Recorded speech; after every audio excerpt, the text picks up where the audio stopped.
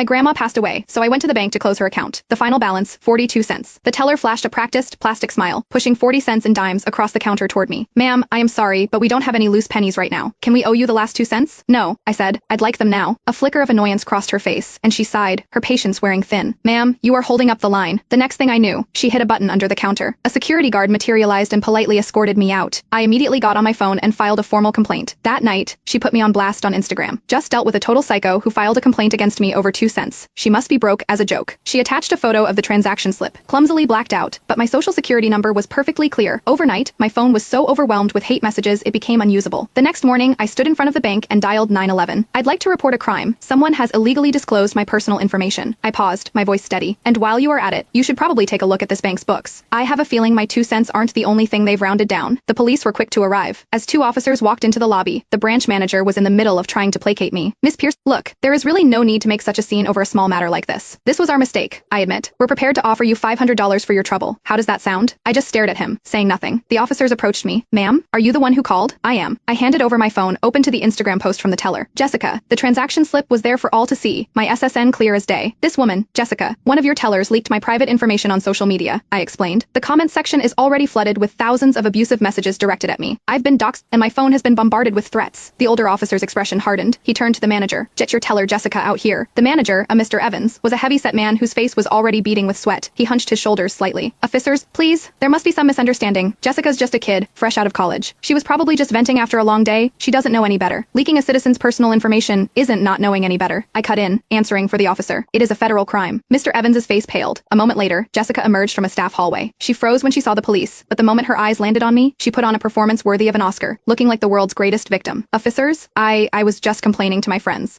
I had no idea it was illegal, she stammered. I can delete the post. I'll apologize to her. She made a show of starting to bow toward me. I took a sharp step back, dodging the gesture. The younger officer, who had been taking notes, looked up at her. Your actions are a serious violation of federal privacy laws and could constitute felony identity theft. Please come with us to the station for questioning. Jessica's knees buckled. Wait, Mr. Evans. Say something, Mr. Evans. Mr. Evans was busy wiping sweat from his brow trying to sweet-talk the officers. Gentlemen, can't we just handle this internally? We'll come to a private settlement. I promise. Miss Pierce will be satisfied. This is a criminal matter now. It is out of your hands. The older officer said flatly, waving his partner to take her away. As they led her out, Jessica started sobbing, snot and tears streaming down her face as she screamed at me. You lunatic! Was it worth it? Over 2 cents. You'll get what is coming to you. I ignored her curses and turned to the officer who had stayed behind. Officer, besides the data breach, I have something else to report. Go on. I suspect this bank branch is systematically skimming small amounts of money from customer accounts. Mr. Evans, who had just started to relax, went rigid. The officer looked at me. Do you have any proof? Yesterday afternoon, your teller Jessica, while closing an account for me,